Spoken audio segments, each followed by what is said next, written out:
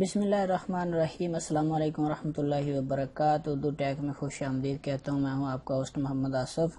Microsoft Excel की class number 2 लेके हाज़िर हूँ। इस क्लास में हम सीखेंगे होम टैब के बारे में। होम टैब में कौन कौन से आगे सब ऑप्शन है, clipboard, font, alignment, number, style, cells और एडिटिंग।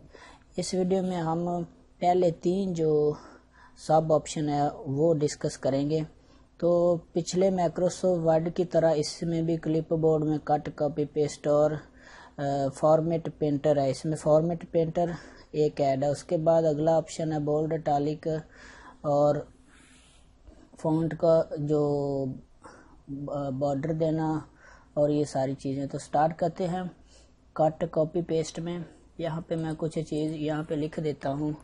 मिसाल के तौर पे मैं यहाँ लिख देता हूँ सैलरी ऑफ मंथ मार्च। ये मैंने लिख दिया। अब मैं आपको फिर बताता जाऊं कि पिछली वीडियो में मैंने आपको ये बता दिया था कि ये कॉलम है और ये रो है, और कॉलम और रो के दरमियान इसे सेल कहते हैं, और ये फार्मूला बार है, और ये उसके बाद नेम बॉक्स है। ये नेम बॉक्स का मतलब है कि ये बटन 6B अब सेल जो है यहाँ पे है। अब यहाँ पे गया तो यहाँ पे ये शो कराता रहता है। तो अब इसको कट, कॉपी, पेस्ट किस तरह करेंगे। यहाँ पे मैं क्लिक करूँगा और कट कर दूँ। इसको कट पे क्लिक करूँगा और यहाँ पे कर्सर ला के पेस्ट कर दूँगा तो ये सारा उठ के यहाँ पे चला जाएगा। ये देखें, ये हो गया कट। ठीक है, अब इसको मैं सिलेक्टर रहने देता हूँ और यहाँ पे करता हूँ कॉपी। यहाँ पे आपने कॉपी पे क्लिक करना है और यहाँ अपना कर्सर रख के यहाँ से भी आप पेस्ट कर सकते हैं, यहाँ से भी पेस्ट कर सकते हैं। अब ये जो बुफरिंग हो रही है आपके सेल के ऊपर, इस कॉपी पे यहाँ पे आप या इंटर दबा दें या आपके कीबोर्ड के ऊपर ESC एस्केप का बटन होगा वो प्रेस करें तो ये हट जाएगा।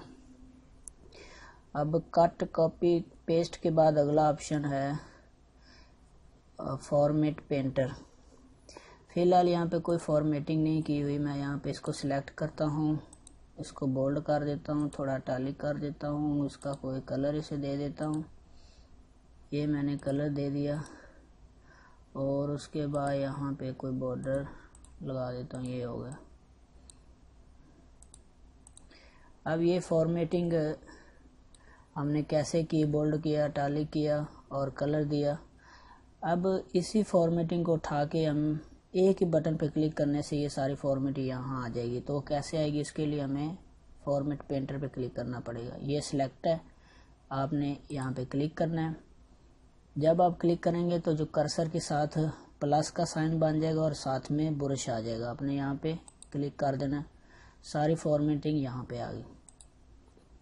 ये थी क्लिप बोर्ड। उसके बाद अगला ऑप्शन है ये फ़ॉन्ट का।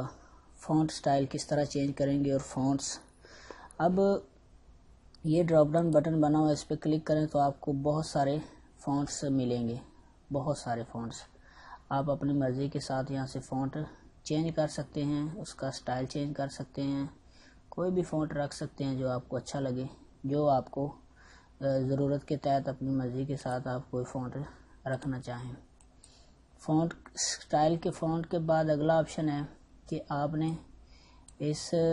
ये जो आपकी फ़ॉन्ट का साइज़ है इसको बड़ा करना है। तो कैसे करेंगे, यहाँ पे इस ड्रॉप डाउन बटन पे क्लिक करेंगे तो आप अपनी मर्ज़ी के साथ जैसे ये देखिए बड़ा होता जाएगा।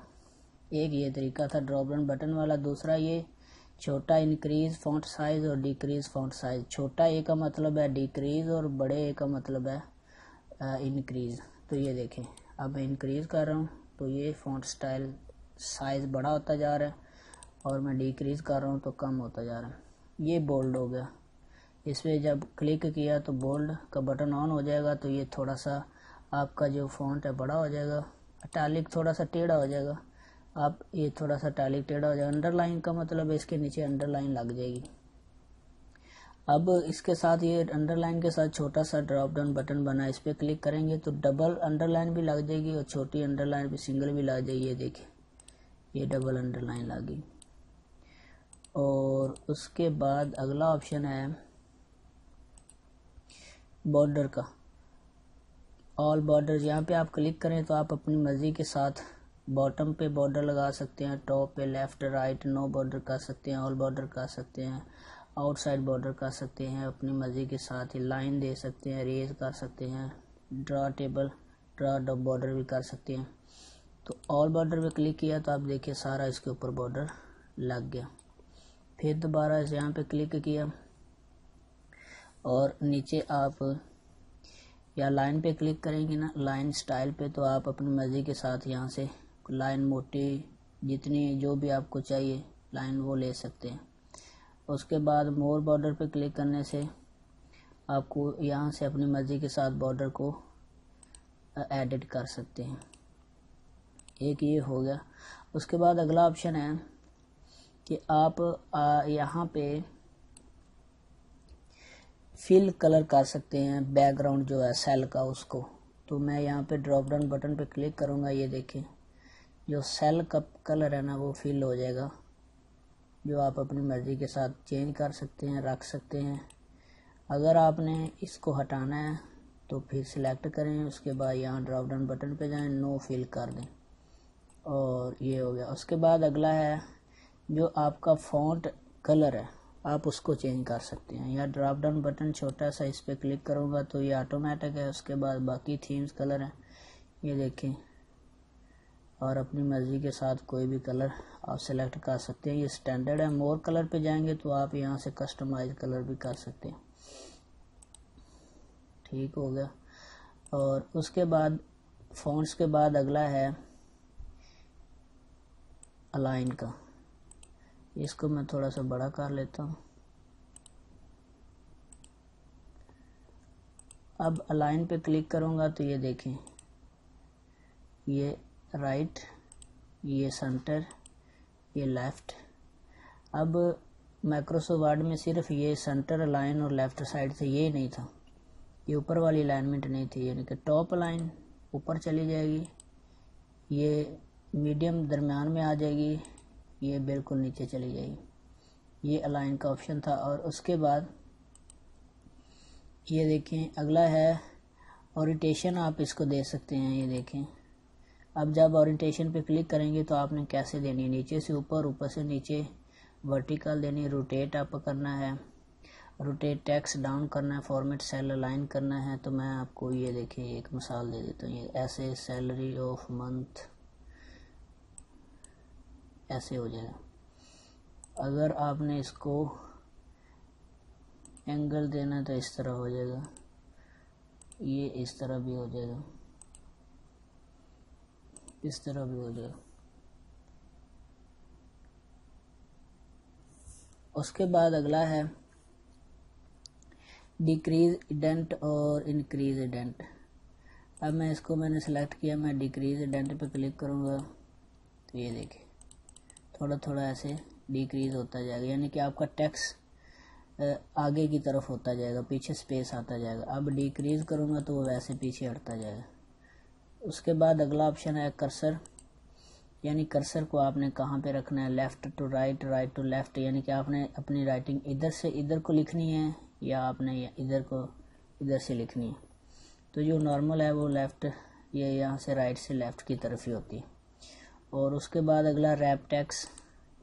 रैप टेक्स्ट का मतलब है कि यहाँ पे मैंने रैप टेक्स्ट और मर्जेंट सेंटर को अप्लाई किया हुआ था, ये देखें। तो जब मैं इसको रैप टेक्स्ट करूँगा ना तो ये लाइन तोड़ के मिलाने के लिए, ये देखें, एक सेल के अंदर जब आपने किसी भी या वर्डिंग को एक टेक्स्ट के अंदर ही लाना चाहेंगे तो उसके लिए आप क्या करेंगे, रैप टेक्स्ट। ये देखें मैंने इस सेल को सेलेक्ट करके रैप टेक्स्ट पे क्लिक किया तो वो सारा इसके अंदर ही आ गया। अब मैं चाहता हूँ कि मैं इन 3 सेल्स में इस डाटा को लाऊं, तो उसके लिए मर्ज एंड सेंटर पे क्लिक कर दूंगा तो इस तरह से ये आ जाएगा। ये था रैप टेक्स्ट और मर्ज एंड सेंटर। फ्रेंड्स, इस वीडियो में मैंने आपको क्लिपबोर्ड, फॉन्ट, अलाइनमेंट के बारे में बताया। इंशाल्लाह नेक्स्ट वीडियो में आपको नंबर, स्टाइल, सेल्स और एडिटिंग के बारे में बताएंगे, ताकि वीडियो जो है ना वो छोटी रहे, ज़्यादा लंबी ना हो और आप बोर भी ना हो। वीडियो आपको कैसी लगी अपनी राय का इजहार ज़रूर करें। अल्लाह आप सबका हामी नासर हो। अल्लाह ने के बाद।